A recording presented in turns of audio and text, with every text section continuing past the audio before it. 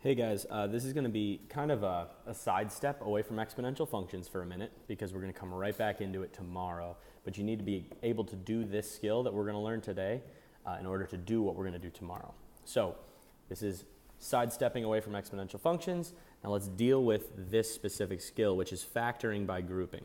So at first glance, it's going to end up looking a lot like factoring using the Gcf method.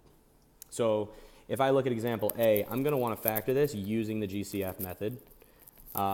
So I'm looking for what is the greatest common factor of 2x cubed and negative x squared. That's going to be x squared. So if I pull an x squared out of here, I'll leave myself with a 2x because I'm going to divide that by x squared and minus 1. Right? So that is fully factored. Easy. We've done this before. So the Gcf method is what we use here. B, 8x minus 4. Again, Gcf method. So the Gcf in this case would be 4. And if I factor a 4 out, I'm going to get 2x minus 1. So I've factored out my 4, use the Gcf method. So far, nothing new, no novel ideas here, just things we've done in the past. But we're going to take that and we're going to apply it to this cubic polynomial. So this is a cubic that has 1, 2, 3, 4 terms. And we're going to factor this thing by grouping. So what is factoring by grouping? Basically, it is applying the Gcf method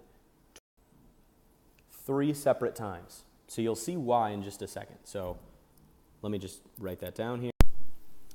And let's start. So it's called grouping, which means I'm going to group these first two. I'm going to group those together. And I'm going to group all this stuff too. All right? Now when I do that, the problem with what I've just done is it looks now like these two things are being multiplied. But that would change everything if this was multiplication. So when I group that negative and put it with the 8x, what I'm doing is saying that there's a plus sign in the middle of these two things. So now what I'm going to do is factor each of them by using the Gcf method. So we'll do that to the front. So I can pull an x squared out of here.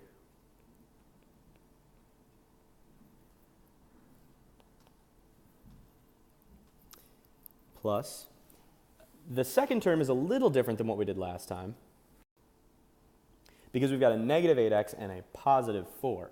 So what I'm going to tell you here is when you factor using the Gcf method, I want you to always make sure that this first term becomes positive. So in this case, what we're going to do is we're going to factor out a negative 4, and then we'll have a positive 2x, because remember, we're dividing by negative 4, and we'll have a negative 1 here. So what we've just done is apply the Gcf method 2 times. So you might want to make a note of that. Gcf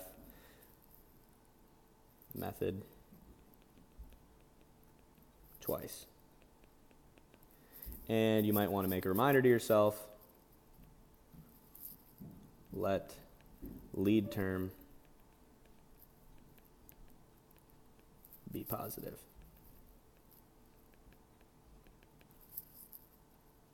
Okay. Now, I said we were going to use the Gcf method 3 times. We've only used it twice. So the interesting thing here, and I could rewrite this. I've got a plus negative 4 here, so let me just rewrite that the way we would like to have it be written. Now what we're going to do is we're going to treat this whole thing as if it were just one of these little binomials that we want to factor using the Gcf method. And we're going to look at this thing and ask ourselves, is there a greatest common factor between this term as a whole and this term as a whole? And if we really inspect it, we're going to notice that this and this are both factors of these two terms. So I can actually use the Gcf method here to bring these out of the parentheses. So I can factor out a 2x minus 1. That whole quantity can come out. And since we're using the Gcf method, what we're doing here is we're dividing this by 2x minus 1. And we're dividing this by 2x minus 1. And leaving ourselves with x squared minus 4. So this expression is equivalent to that above expression. So this is another Gcf method. And this is the key step here. So if that's something that was confusing to you, make sure you rewind and watch it again, because you just factored using the GCF method, but we did it on a little bit of a larger scale than we're used to. Now, we're not done still, because we wanted to factor this thing completely. I can't do anything about 2x minus 1. I could factor x squared minus 4. So I'm going to ask myself, could I use the GCF method? No. And if that doesn't work, I have to use double bubble. So I'm going to get x minus 2 and x plus 2. So let me just check the instructions. It just said to factor, so now it's been fully factored. I could ask you what the roots are if I were to give you this as a function, but I've just asked what are the factors, so that's it, fully factored. All right, so you use the GCF method 3 times here, and then at the end, you've got an expression that's something you've seen before. Just look at these 2 things. Can you factor either of them? All right, I know that's a lot there, so let's try one more that's very similar problem. We're going to factor using the GCF method, which means I'm going to group this, and I'm going to group this. Now, I could put the parentheses here like this and then add another plus sign, but what you're going to find is that since it's already a plus sign, it doesn't actually affect anything if I just do it like this. I could just put it like that. It's the same thing. But you could put that plus sign with a 3 and then add another plus sign if you just want to do the same thing every time. That's okay. So I'm going to use the GCF method on my first set of terms. I'm going to pull an x squared out. It's going to leave me with x minus 5. And I'm going to do the same thing with my second set of terms. I'm going to pull a 3 out. I'm going to get x minus 5. And now on this, I'm going to factor using the GCF method. Again, this and this are both factors. So I've got an x minus 5 in my first term and in my second term. So I can pull that quantity x minus 5 out, and it would leave me with x squared plus 3. Can I factor this further? I can. X minus 5 cannot be factored any further. But to factor x squared minus 3, we can try to do GCF method. That doesn't work.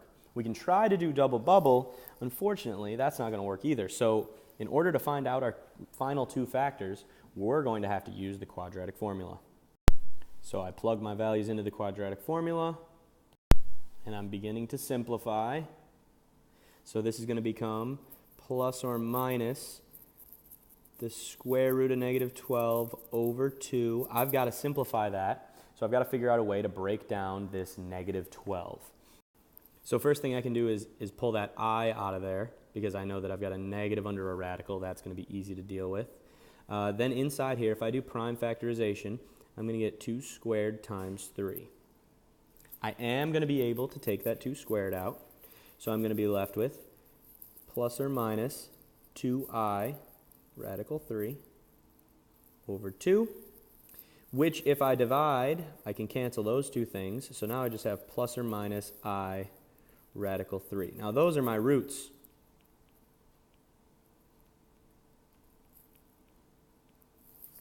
So my factors then are going to be x plus I radical 3 and x minus I radical 3. And that's a little more complex than it's going to end up being for us when we practice, but I do want you to see that there are some situations where GCF doesn't work, double bubble doesn't work, so you just have to use the quadratic formula. All right? So this is practice on a skill that we're going to be utilizing a lot tomorrow with some new stuff. So we're going to practice factoring by grouping tomorrow. So hopefully you can watch this video a couple times if it's confusing, but it's really this step here, from here to here. That's the one that you need to be good at, how to go from this step to this step. That's the key here, all right? Good luck, guys. See you tomorrow.